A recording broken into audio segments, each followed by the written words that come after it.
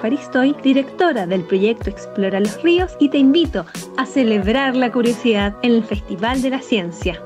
Desde el miércoles 20 al domingo 24 de octubre, comparte estrenos, talleres y las transmisiones especiales que realizaremos sobre ciencia, patrimonio, conocimiento y naturaleza. Aquí en Radio Watch te esperamos el 20, 21 y 22 de octubre a las 15 horas para conversar sobre ciencia, arte y educación. Celebremos la curiosidad en el Festival de la Ciencia junto al proyecto Explora los Ríos del Ministerio de Ciencia, Tecnología, Conocimiento e Innovación.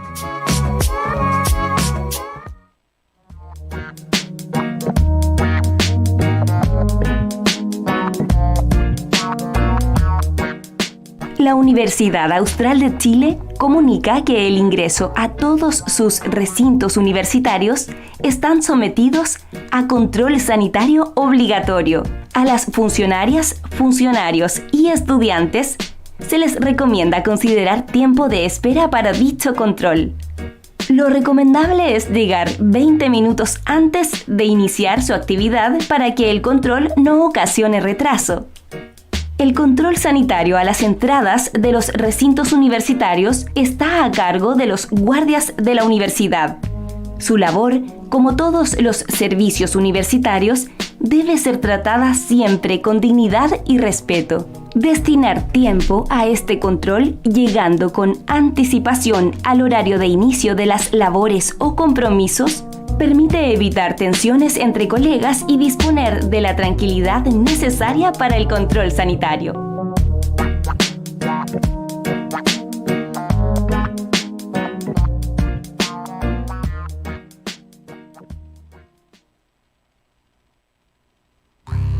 Ven a descubrir las bondades y múltiples usos que nos ofrecen las plantas para un mejor vivir. Segunda versión del Festival de las Plantas como Sustento de Vida. Sé parte y disfruta de los talleres, charlas, feria, exposiciones artísticas y diversas actividades preparadas para ti y tu familia. Viernes 29, sábado 30 y domingo 31 de octubre en la Caleta del Piojo de Niebla. Segundo Festival de las Plantas como Sustento de Vida. Te esperamos. Proyecto financiado por la Seremi de las Culturas, las Artes y el Patrimonio de la Región de los Ríos a través del Fondar Regional. Convocatoria 2021.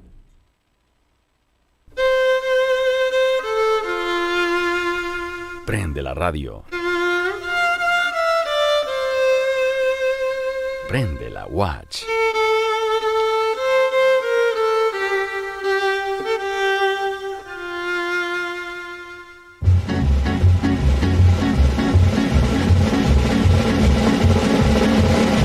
Estamos presentando Desde el Mundo del Trabajo. Trabajar sin tregua y sin fin es lo mismo que una condena que ninguno puede eludir. Un programa producido por trabajadores y trabajadoras que se unen para levantar la demanda de un sistema laboral centrado en la persona. Como el amigo más fiel. Desde el Mundo del Trabajo, trabajadores autoconvocados de Valdivia por un sistema laboral centrado en la persona. El trabajo nace con la persona, el trabajo nace con la persona.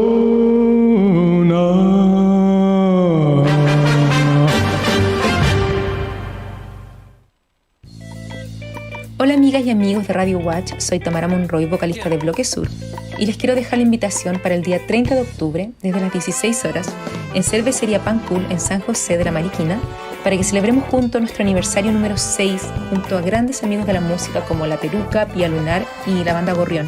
Así es que los esperamos el día 30 de octubre desde las 16 horas en Cervecería Pan Cool, San José de la Mariquina, Bloque Sur, 6 años.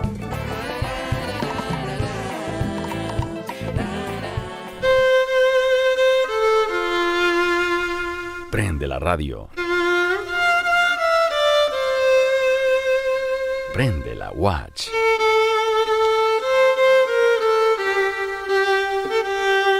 Síganos en redes sociales como Radio Watch Valdivia en Instagram y Facebook, @Radio Watch en Twitter y visita toda nuestra programación en www.radiowatch.cl.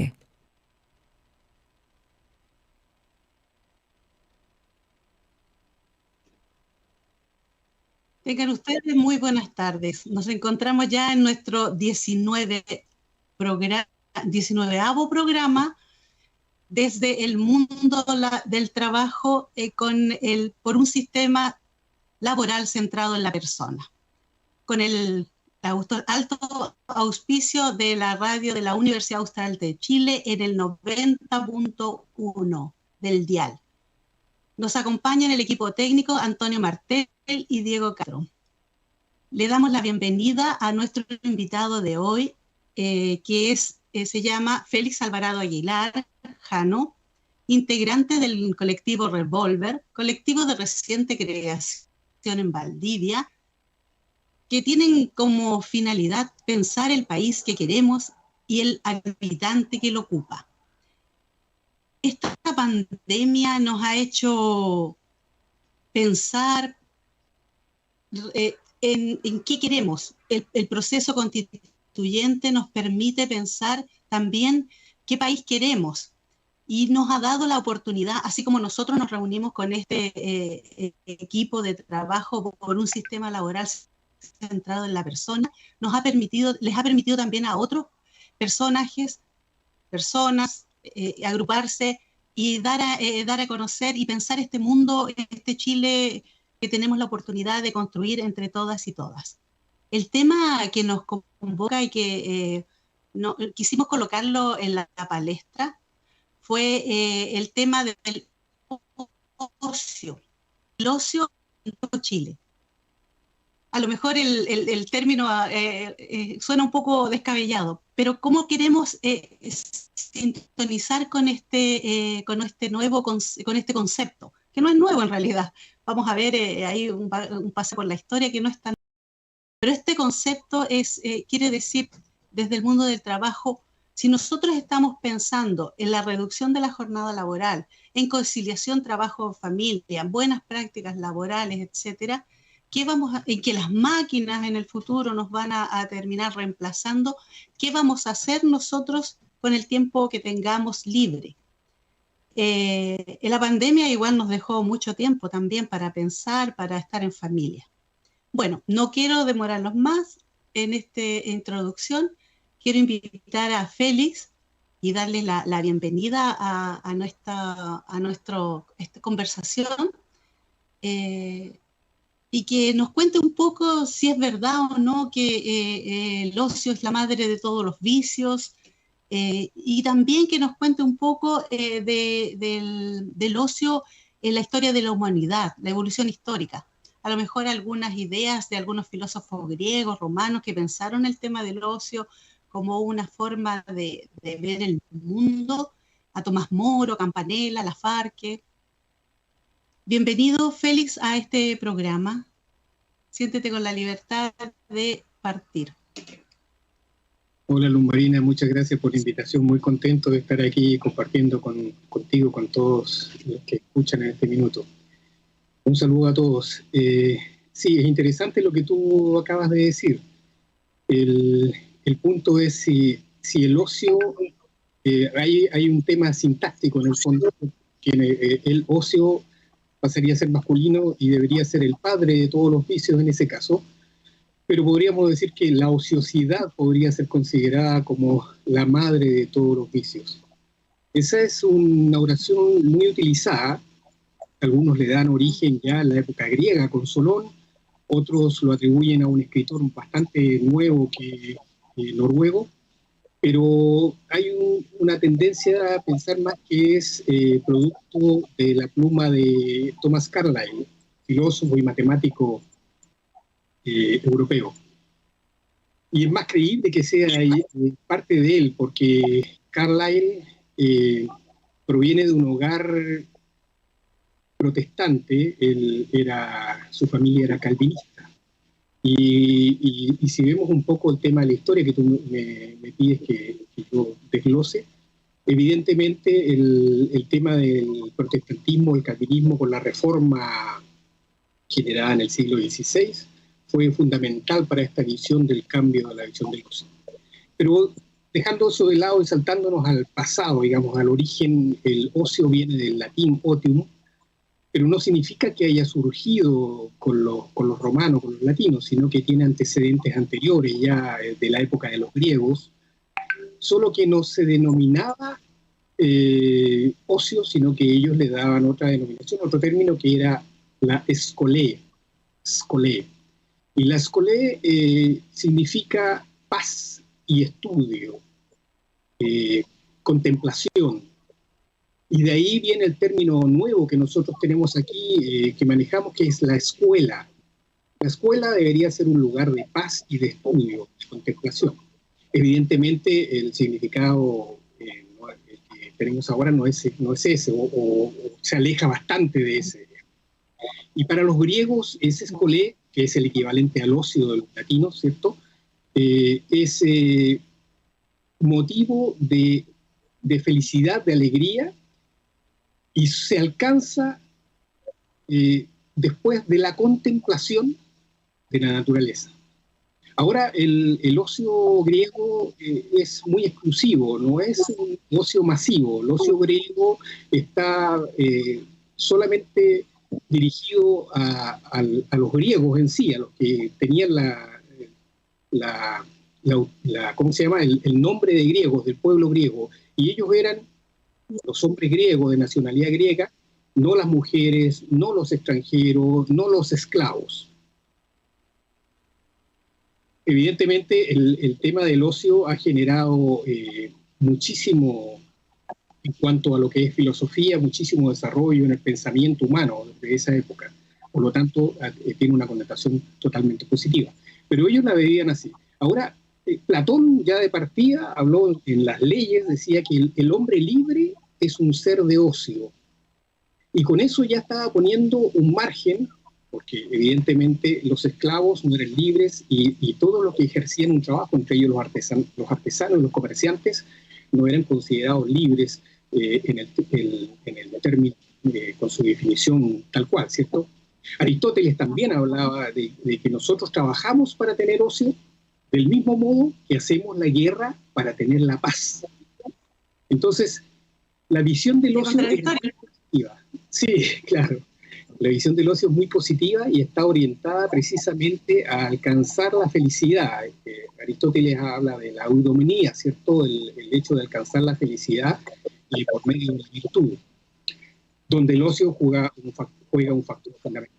El mismo Aristóteles también trataba de ver si era compatible el ocio con el trabajo que llamamos ahora, pero el ocio en realidad se opone al negocio. Tenemos por un lado el ocio, por el otro lado el negocio. Pero se llegaba a la conclusión de que no era factible, era imposible que fuera compatible 8 negocios, porque en el fondo la persona que realizaba el trabajo que es necesario, lo considera necesario para la sociedad, igual que el ocio también es necesario, su trabajo le impedía poder dedicarse a la contemplación. Y ahí llegaba algo que tú también nombraste con el tema de las máquinas. Él pensaba que la solución sería que las máquinas trabajasen por sí solas, hicieran el trabajo y pudieran prescindir para los hombres. ¿Eso qué te dice? Que se adelantó miles de años a la automatización y a la tecnología y a la robótica. Evidentemente en ese momento eso no se podía hacer. Por lo tanto, él decantaba por su tercera opción. Si el ocio era necesario y era bueno, había que lograrlo de alguna manera, pero el trabajo también era necesario. ¿Y quiénes tenían que hacer el trabajo? Los esclavos. Y allí se da que Aristóteles favorece la esclavitud para lograr tener una casta de privilegiados que se puedan dedicar al ocio. Esa es la parte griega nada más. Ajá, claro, o sea que para tener ocio hay que trabajar, pero si no podemos trabajar tenemos que tener esclavos o máquinas que nos suplan, porque necesitamos un tiempo libre, porque desde la Biblia estamos condenados al trabajo, porque cuando lo expulsan a Adán y a Eva desde el paraíso les dice: trabajarás con el sudor de tu frente, y lo destinan a a trabajar al hombre. Ese es por haber cometido el pecado capital. O sea, desde los griegos, desde la Biblia, de todos los pensamientos, estamos obligados a trabajar, por lo que estás diciendo. Y no sé qué más ha evolucionado el pensamiento, porque si lo vemos al día de hoy, eso sigue siendo así.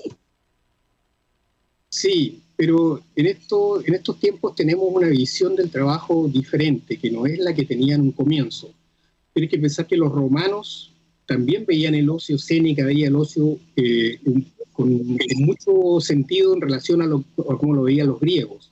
Pero los romanos le dieron otro aspecto más, lo vieron como una forma de manipulación. Y ahí viene el famoso pan y circo, al pueblo pan y circo.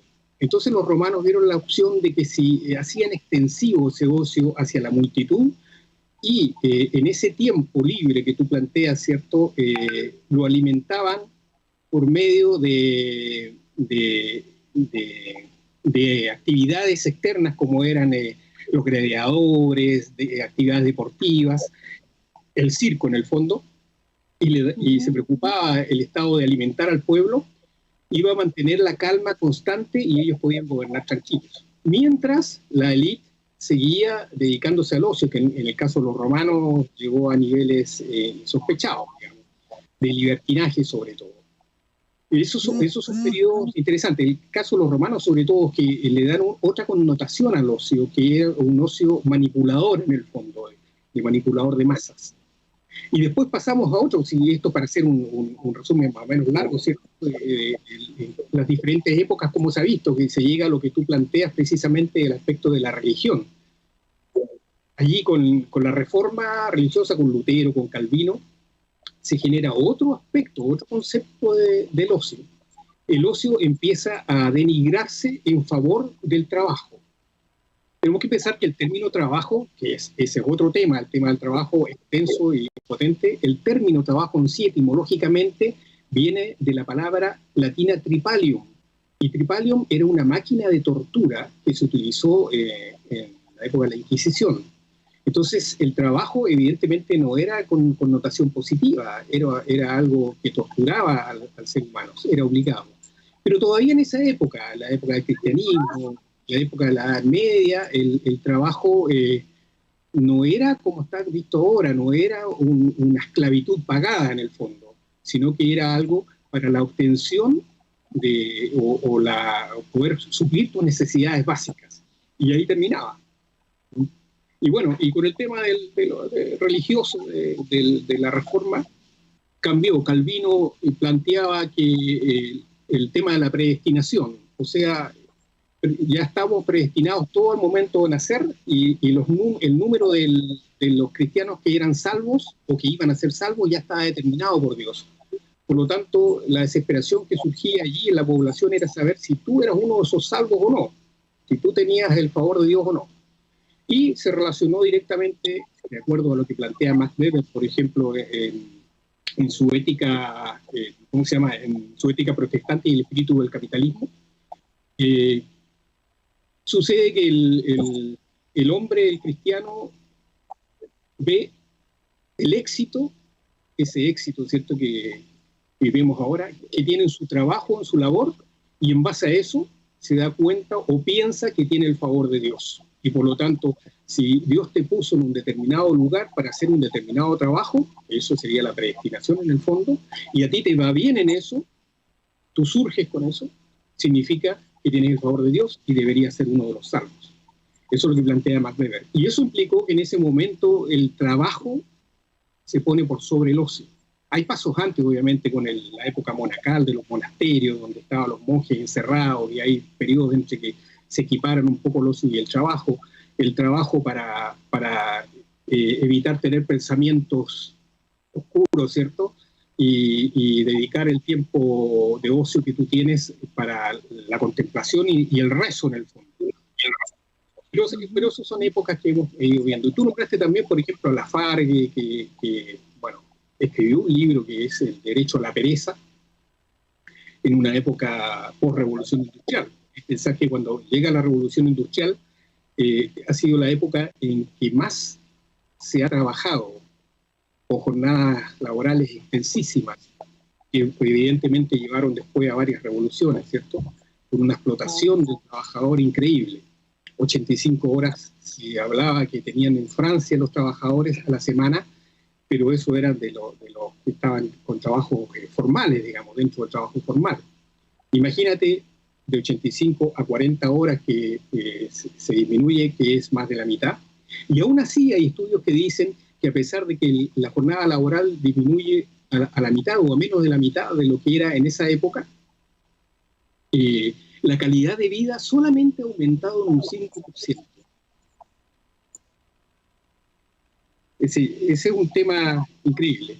Pero bueno, el tema del histórico, en el fondo, una vez que ya llegamos y pasamos por esa etapa de la revolución industrial, empiezan después de la explotación brutal que hubo, empiezan a organizarse los trabajadores y a obtener beneficios que son jornadas de trabajo mucho más cortas y algunos otros beneficios extras como días sin trabajar, vacaciones y otras cosas más.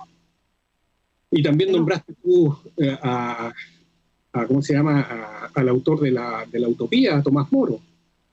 Ajá. Utopías son estos textos, ¿cierto?, que han escrito algunos de las sociedades perfectas. El nombre se lo dio Tomás Moro con Utopía, pero hay varias.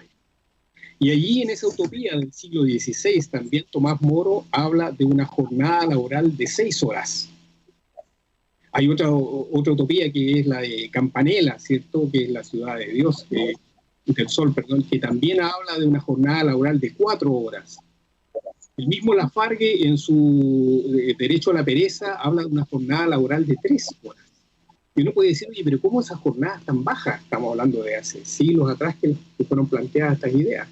Bueno, ellos planteaban que si todos trabajaran, los aristócratas, los ricos, los pobres, los indigentes, no se necesitaría que todos trabajen tanto, sino que el trabajo debería repartirse y con 3 o 4 horas debería ser suficiente para que la productividad, esta palabra que puede en algunos casos ser hasta nefasta, genere el producto que una nación requiere.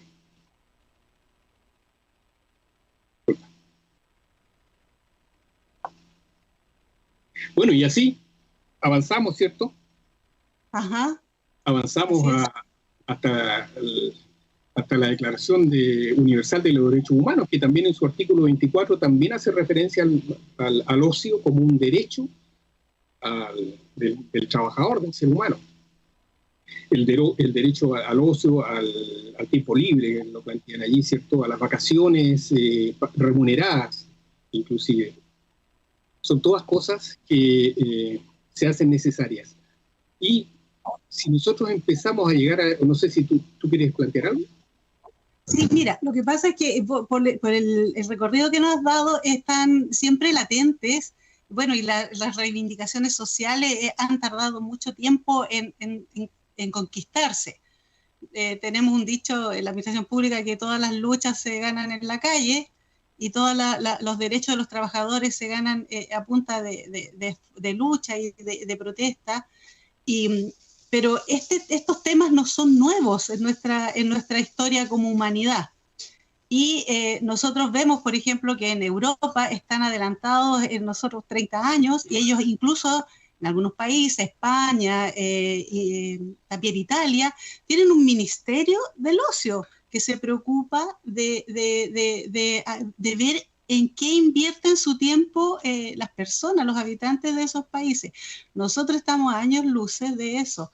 ¿Tú crees que la Constitución debería contemplar este tipo de cosas, esta nueva Constitución en la cual estamos hoy día en este trabajo tan rico, tan mancomunado que se está haciendo, que no exento tampoco de dificultades, pero este gran desafío debería contemplar un tema tan importante como creo yo que lo es, ver qué hacemos con nuestro tiempo?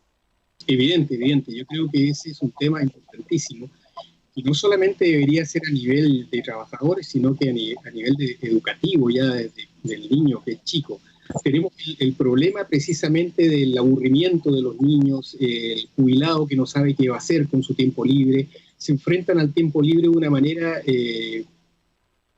sin armas para enfrentarlo, y eso les genera un estrés mucho mayor que el seguir trabajando. Nuestra cultura, la cultura en la que vivimos nosotros, es la cultura del trabajo en el fondo.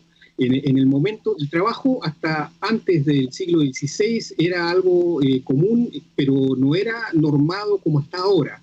Entonces, bastaba con suplir tus necesidades básicas y, bueno, y suplir las necesidades básicas de los aristócratas y del ejército y del clero, porque ellos en el fondo a través de los impuestos que iban sacando para ellos poder sobrevivir y mantenerse y también tener tiempo para su ocio, pero ahí llegaba el trabajo. Y después el trabajo, con el tema de la reforma religiosa, como cambió de visión, generó un excedente de bienes a los que trabajaban mucho, en este caso los calvinistas o quienes hayan sido, ¿cierto?, a los campesinos. Y ese excedente se acumuló y evidentemente generó una acumulación también de dinero, y en un momento determinado tenían que ser, ¿qué hacían? Podían comprar, podían hacer préstamos, podían hacer muchas cosas. Y el trabajo se transformó en un factor de movilidad social. En aquella época, la Edad Media, por ejemplo, en que estaba la visión del caballero, ¿cierto?, honorable, que no trabajaba, porque tú no veías a ver un caballero andante que tenía un trabajo de lunes a viernes, ¿cierto?, de 8 a 6 de la tarde. Se dedicaban solamente a algunas cosas específicas que entraban perfectamente dentro de la categoría de ocio. Pero era un factor de la aristocracia. La aristocracia tenía esas facultades, no el pueblo.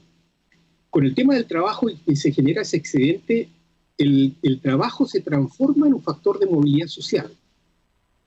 Y evidentemente aquellos que no tenían la opción de llegar a la aristocracia, de obtener esos beneficios de la aristocracia, sí tuvieron esa posibilidad. Ese fue un factor positivo, entre comillas, ¿sí?, que es un factor que ahora está supliendo, o estaba supliendo hace un tiempo, la educación, que también la educación para nosotros es como un factor de movilidad social, ¿cierto? Puedes salir de tu entorno que estás y puedes ascender en el nivel social, como está estructurada nuestra sociedad.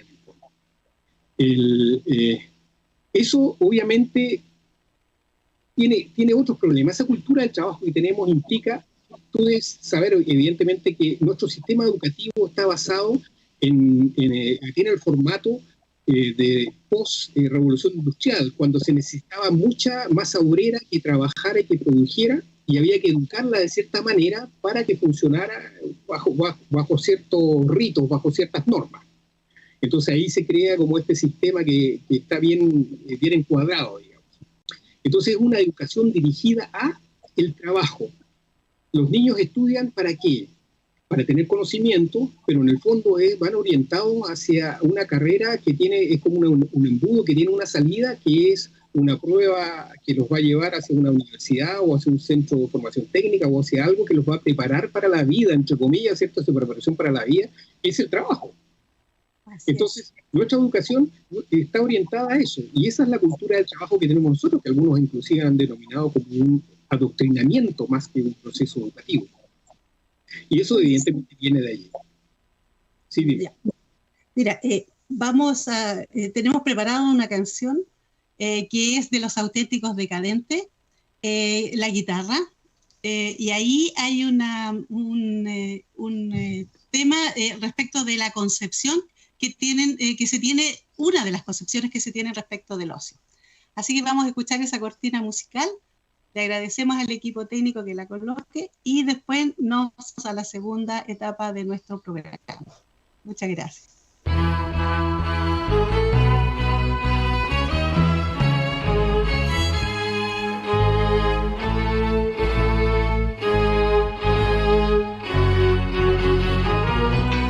Tuve un problema de difícil solución en una época difícil de mi vida. Estaba entre la espada y la pared y aguantando la opinión de mi familia. Yo no quería una vida normal.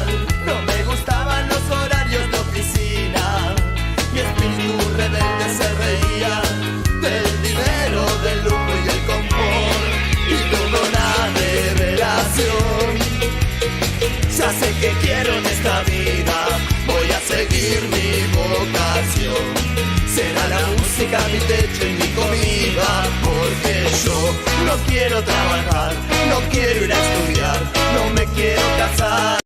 Quiero tocar la guitarra todo el día y que la gente se enamore de mi voz. Porque yo no quiero trabajar, no quiero ir a estudiar, no me quiero casar. Y en la cabeza tenía la voz del viejo que me sonaba como un rulo de tambor. Vos, mejor que te afeites, mejor que madures, mejor que labures.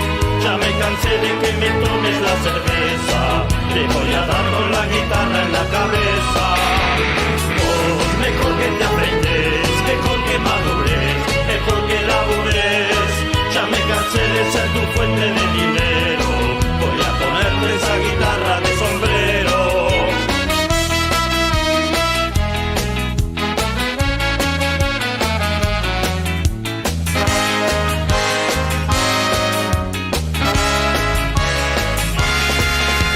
Una revelación, ya sé que quiero en esta vida, voy a seguir mi vocación. Será la música mi leche y mi comida. Porque yo no quiero trabajar, no quiero ir a estudiar, no me quiero casar. Quiero tocar la guitarra todo el día y que la gente se enamore de mi voz.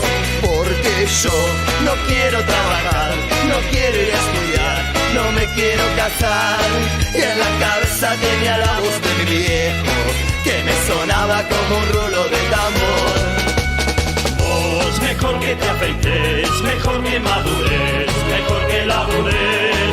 Ya me cansé de que me tomes la cerveza, te voy a dar con la guitarra en la cabeza.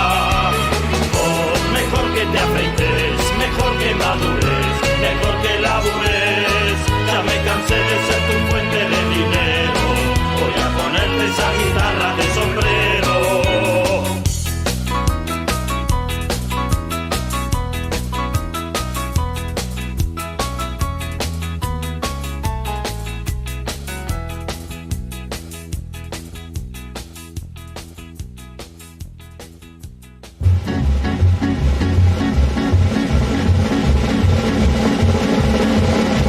Estamos escuchando Desde el Mundo del Trabajo. Trabajar sin tregua y sin fin es lo mismo que una condena que ninguno puede eludir. Un programa producido por trabajadores y trabajadoras que se unen para levantar la demanda de un sistema laboral centrado en la persona. El trabajo nace con la persona, el trabajo nace con la persona.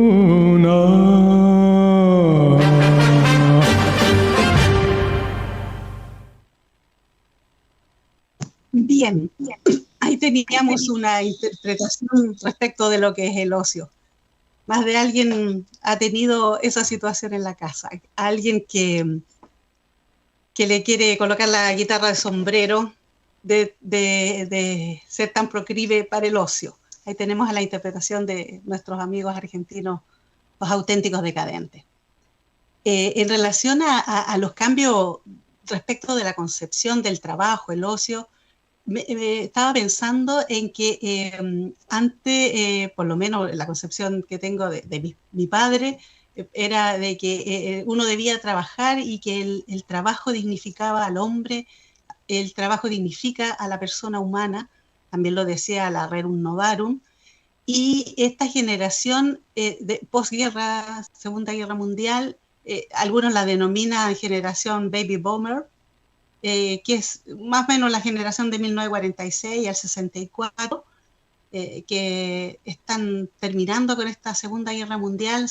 Son personas, como decías tú, Félix, personas muy disciplinadas que les gusta seguir los protocolos, sus valores, son experiencias, tienen con la experiencia en el terreno, en lo laboral, y asimilan una gran cantidad de trabajo. Nosotros podríamos denominarnos la generación que somos de la generación X, que somos la generación que los continúa a ellos, y más ambiciosos, competitivos, estudiosos. Tuvimos, como tú bien lo decías, posibilidad de ascenso social a través de la educación, poder ir a la universidad. Muchos somos primera generación universitaria, y hoy día tenemos a los millennials, estos chicos que en realidad no les interesa permanecer per secula per seculorum en un trabajo como lo queríamos nosotros o nuestros padres. Nuestros padres ingresaban a un trabajo y estaban toda su vida laboral en ese trabajo. Igual que era como para toda la vida. Uno se casaba incluso para toda la vida. La casa era la única casa que tenía que era para toda la vida, que era la más aspiración, o el auto, por el cual se trabajaba durante toda la vida.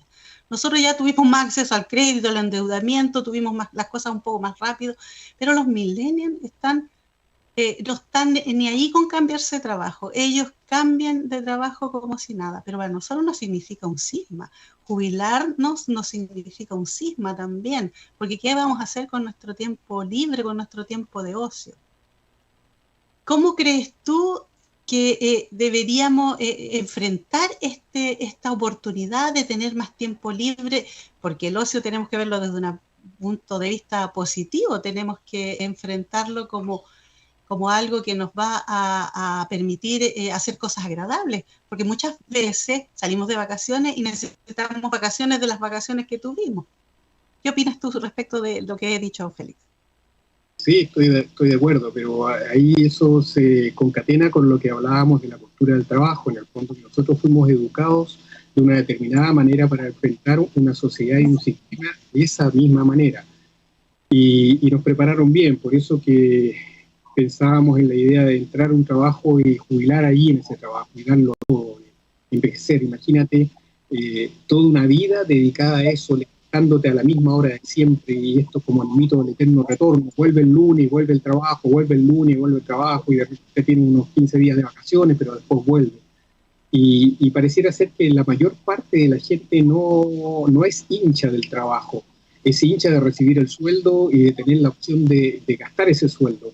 Y ahí entramos en la otra etapa, ¿cierto? Partimos primero con la visión de un ocio y de unos escolé, después vimos la visión y donde el ocio era superior al trabajo, era mal visto el trabajo era para los esclavos. Pasamos por una etapa intermedia en donde hay una cierta equiparación o equilibrio entre el ocio y el trabajo, y después terminamos o avanzamos más a un momento en donde el trabajo supera al ocio. Es muy bien visto el trabajo, y el trabajólico es muy bien visto, y el ocio tiene una connotación negativa porque se relaciona a la flojera, al que no quiere hacer las cosas, eso, siendo que no tiene por qué ser así, tiene un cambio drástico invertido. Y ahora en estos tiempos se está recuperando la visión del ascolé, del ocio griego, se está recuperando y está entrando ahí a competir por el tema del trabajo. Con la única diferencia es que nosotros ahora el ocio se está transformando en negocio. Dentro de todos los tipos de ocio que hay, ¿cierto? Que son muchísimos, y algunos hablan que el único ocio real es el ocio autotélico, en el fondo, que es el que tiene el fin en sí mismo por el ocio. Hay muchos más. Están los ocios, los ocios económicos, el ocio pasivo que se llama, que es que otro te prepara algo para que tú puedas practicar el ocio. Y el ocio es el turismo, que son negocios en el fondo, es un turismo. Los restaurantes, cuando tú sales a comer, es un negocio, pero que te permite el ocio. Entonces ahí está esa dicotomía que era en un principio de ocio-negocio, se transforma no en una dicotomía, sino que se transforma en algo que es paralelo, conjunto, que genera como una simbiosis, una necesidad de una de la otra. Y eso es parte precisamente no solamente de la cultura del trabajo, aunque se necesita que el ocio tú lo ocupes en darle productividad a los otros.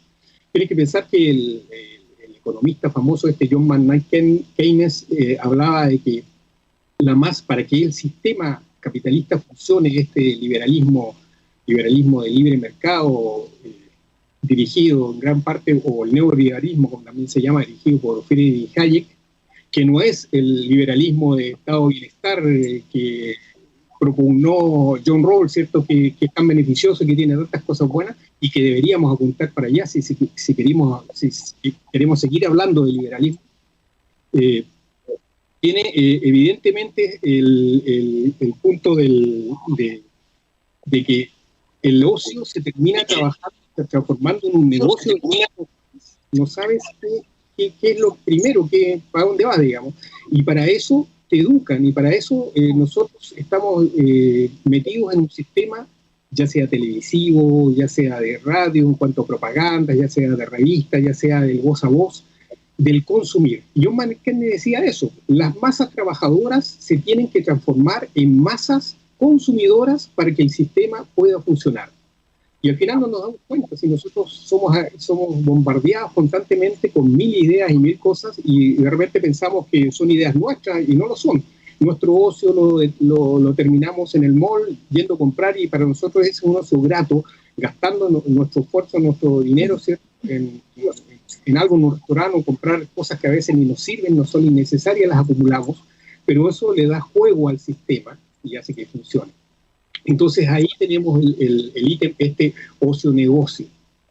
Ahora, hay un tema que me gustaría que no lo pasáramos por alto. Hay una encuesta que se hizo el 2015 en Chile, que es una de las pocas que hay en Latinoamérica, que se llama ENUT, que es una encuesta nacional sobre uso del tiempo libre. Es súper interesante, porque el tiempo libre, en el fondo, tenemos que reconocerlo, en estos momentos, si nos olvidamos de la historia, es como una recuperación que tiene el trabajador, ¿cierto? Es como algo ganado, pero en el fondo no es algo ganado, no es algo nuevo, es algo recuperado que antes lo tenía y que después con el sistema lo perdió. Pero bueno, ese tiempo libre que no sabemos cómo manejarlo muchas veces y que lo utilizamos siguiendo todo ese bombardeo que nos dirige para diferentes caminos, nos dice: ya, tienes que hacer esto con tu tiempo libre, gasta aquí, gasta allá, gasta acullá, para que este sistema siga funcionando. Y esta encuesta que está en la página del INE, habla que el mayor porcentaje de la población ocupa su tiempo libre. El primer punto es compartir con la familia y con amigos. Ya. El segundo es ver televisión. Ya, películas, series. Y el tercero es escuchar radio o música. En eso estamos. Ahora, el punto 2 es un poco preocupante, porque eso te demuestra el poder de los medios para poder interferir, en el fondo, en tus pensamientos o en tus ideas, y te hacen creer que son propias al final. Y que más de un 90% de la población diga que dedica la mayor parte de su ocio, porque eso es a qué dedican el ocio, a eso, claro, es como que da para pensar en el fondo, y por eso que estos medios son tan poderosos, ¿cierto? Hay otra cosa que también hablan, que también aparece en ese mismo trabajo, ¿cierto?, de un estudio que se hizo acerca del equilibrio entre vida y trabajo. Y Chile sale muy mal parado, porque está en el lugar 32 de 38. Y esto se hizo en 2016, frente al promedio de la OCDE. Chile aparece con un 14% de personas que en el mercado laboral trabajan más de 50 horas a la semana. No dice cuánto más, te dice más de 50 horas a la semana. El promedio de la OCDE es de 13%. O sea, Chile está por sobre el promedio de la OCDE. Entonces, evidentemente, hay harto camino por recorrer, hay hartas tareas que desarrollar, que hacer, porque hay algo que no está bien. Primero hay que cambiar la visión del ocio como algo negativo. El ocio es positivo porque el ocio te recarga las pilas, el ocio te da alegría. Evidentemente, si has tenido toda una vida educado hacia el trabajo, no vas a saber qué hacer con tu tiempo libre y vas a hacer lo que los medios te dicen, para dónde te guían. Y ese es otro inconveniente. Por eso es tan importante lo que tú dijiste antes, es tan importante tener políticas públicas de manejo del ocio, educación a los niños desde pequeños para que sepan en qué utilizar su tiempo libre. Y ahí, evidentemente, vamos a evitar el otro aspecto del ocio negativo, que se llama, ¿cierto?, de que se ocupa ese tiempo libre, porque no todo el tiempo libre uno lo ocupa en ocio. Eso también es otra cosa que hay que dejar claro. El tiempo libre es una franja temporal, digamos. El ocio es una actividad que tú utilizas para ocupar esa franja temporal. Ahora, a través de la educación, enseñarle a los niños a cómo ocupar su ocio positivamente y volver un poco a esa escolé, volver un poco a eso del desarrollo personal a través de la contemplación, a abrir las mentes, ¿cierto? A enseñar a pensar, podemos lograr de que no tengamos muchos de los grandes males de nuestra sociedad, o sea, hipotéticamente, ¿cierto? La drogadicción, la delincuencia y muchas otras cosas más que supuestamente surgen, como tú lo decías, a través de esta madre que es la ociosidad, esta madre negativa en ese aspecto. Que como mujer deberías ponerte en contra porque obviamente atañe al lado femenino. Como bueno, pero respetemos también. Oye, sí. Es interesante lo que planteas tú, porque en definitiva este ocio mal entendido no nos pasa como la canción de la guitarra de los Auténticos Decadentes, que ya le quieren reventar la guitarra al niño que está ahí haciendo nada.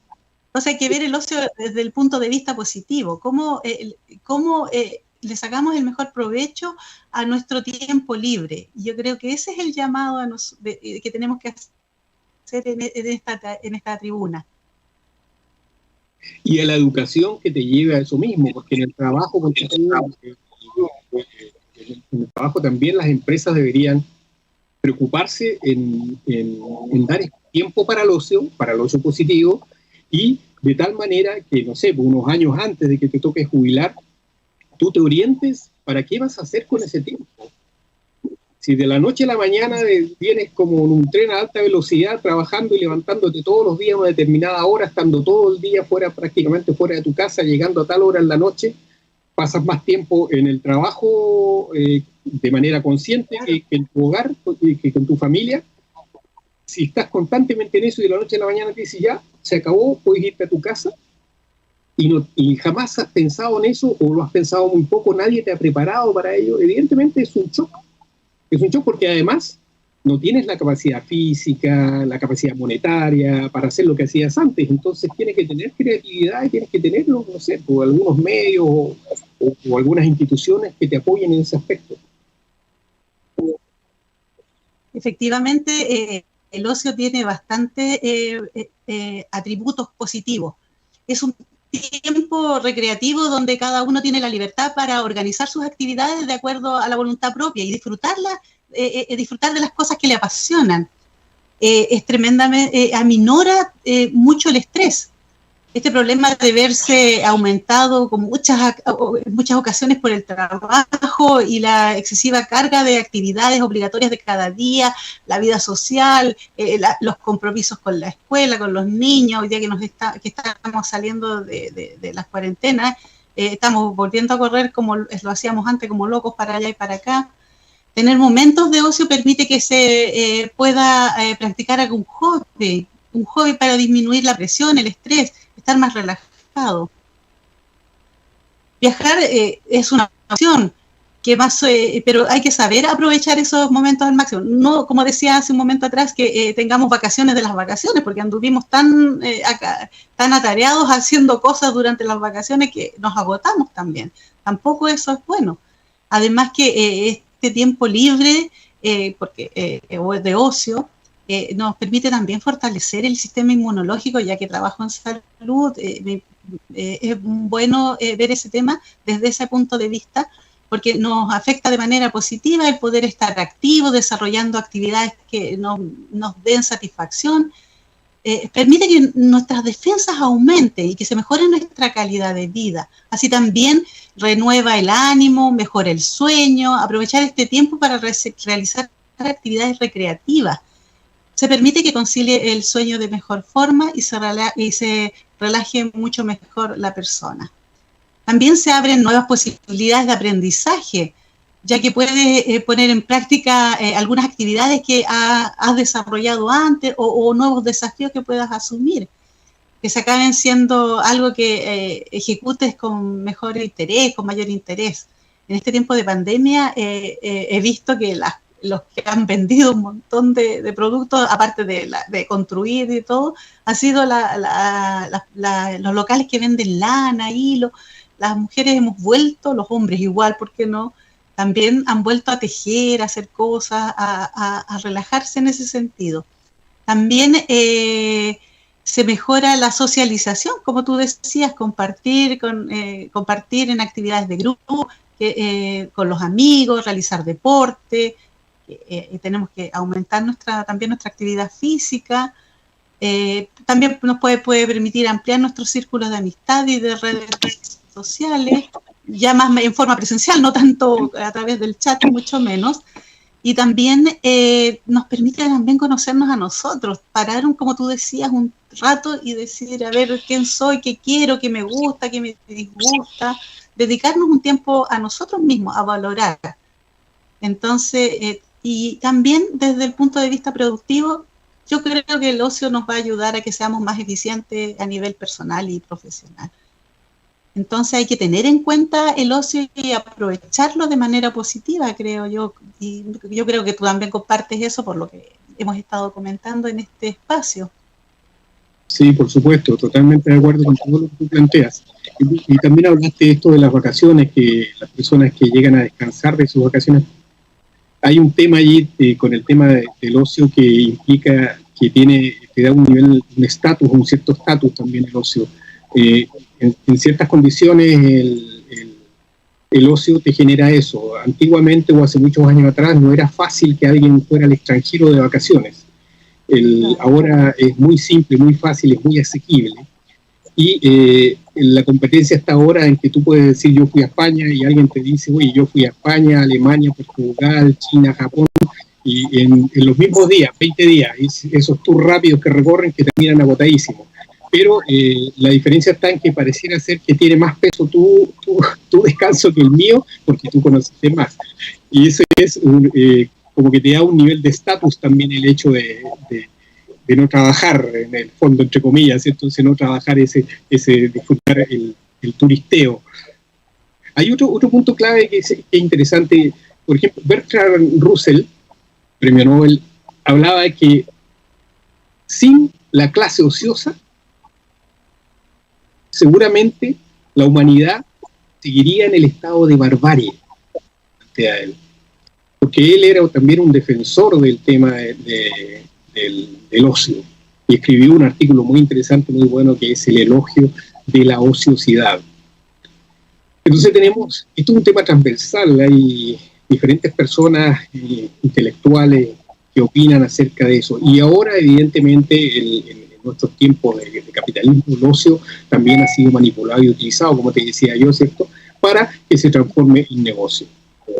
Él le da el ímpetu, por eso ahora con el tema de la pandemia, como planteabas tú, no hubo turismo y generó un caos y un problema grande en lo que es la economía. Por lo tanto, están muy ligados los dos. Así es.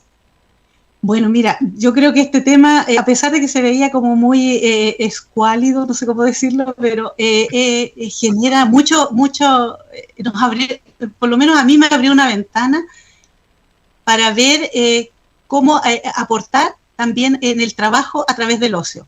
Cómo ver este nuevo desafío que vamos a enfrentar como país en la nueva Constitución. Posicionar este tema también es relevante y ojalá en el próximo gobierno tengamos un ministerio del ocio que se preocupe de qué vamos a hacer con nuestro tiempo libre. Así que agradecemos enormemente tu participación, tu disposición. Le deseamos el mayor de los éxitos también en tu colectivo que estás... del cual formas parte, Revolver. Así que muchas gracias, muy agradecido. Agradecemos también al equipo de la radio de la Universidad Austral de Chile en el 90.1 del dial, al equipo técnico Antonio Martel y Diego Castro, y al canal 52 BTR que también se transmite en esa secuencia. Así que muchísimas gracias. ¿Algo al cierre, Jano, Félix? Bueno, yo creo que hemos dicho mucho de lo que se necesitaba decir. Es importante. Evidentemente estoy de acuerdo con que ahora que estamos en un paso trascendental de redactar una constitución para todos, sería interesante que se tratase ese tema también, que es fundamental, para el desarrollo de los trabajadores, que son el ámbito en que tú estás moviendo en estos momentos, ¿no? Nosotros como colectivo, y es un colectivo muy nuevo, el Revolver, somos poquitos, tenemos la idea precisamente de hacer actividades, de hacer conversatorios para ver cuál es el país que queremos, ojalá abierto a todos los que quieran participar, y evidentemente de allí deducir cuál es el hombre que habita ese país. Nosotros queremos un país que sea más amable, que sea más generoso para todos, y eso obviamente nos acerca y nos conduce hacia al sumum bonum, que es, o el bien común, que debería ser la felicidad en el fondo, y no ver la vida como un sufrimiento constante. Eso, y gracias por la invitación, muy contento de estar aquí contigo para cualquier cosa, a tus órdenes. Muchísimas gracias, Félix. Y para terminar, les vamos a invitar a escuchar una canción que les permitió, que se hizo muy popular en febrero del 2020 y que les permitió en varios hospitales del mundo a los médicos, enfermeras, técnicos, auxiliares, de todo, comenzaran a bailar como un símbolo de esperanza para vencer el COVID. Y con esta canción que fue un éxito en febrero de este año, que se llama Jerusalema, que es del 2019, es una canción africana de Master Kiji y la cantante Monsebo Sikode. Son ritmos africanos y gospel. Es una plegaria que canta de los fieles a Dios. Está en idioma benda, que es un idioma sudafricano, y que básicamente en busca de la ciudad celestial. Jerusalén es mi casa.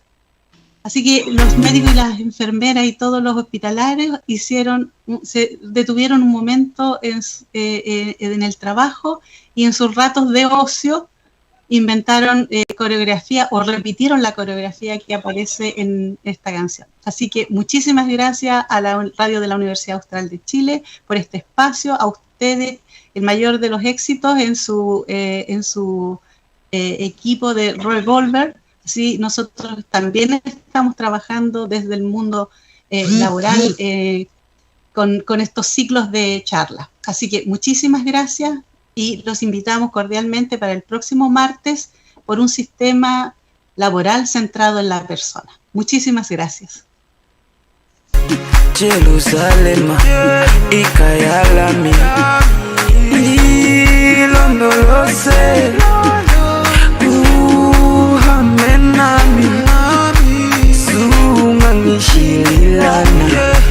Jerusalem, ikayalami, ilondoloze, uhambe nami, sungangishililana. Jerusalem, ikayalami, ilondoloze,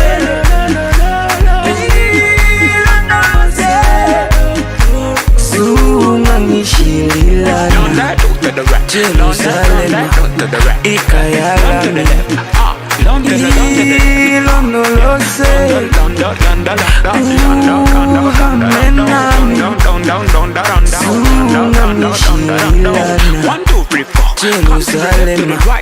ikayalami, ilondoloze,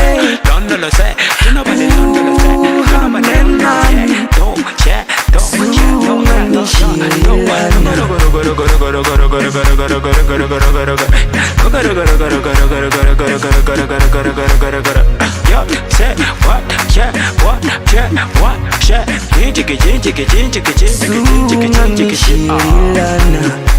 Jerusalem, ilondoloze.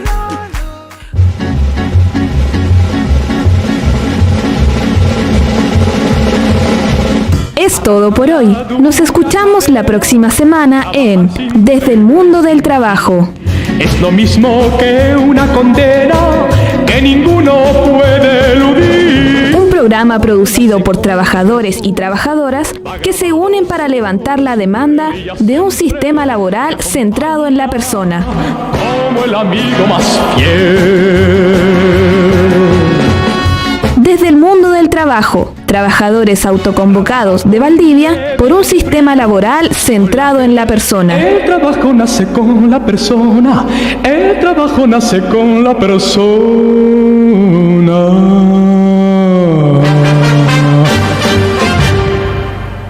Construyendo educación superior desde las comunidades del sur austral. Universidad Austral de Chile, institución regional al servicio de la sociedad desde 1954. En Valdivia, Osorno,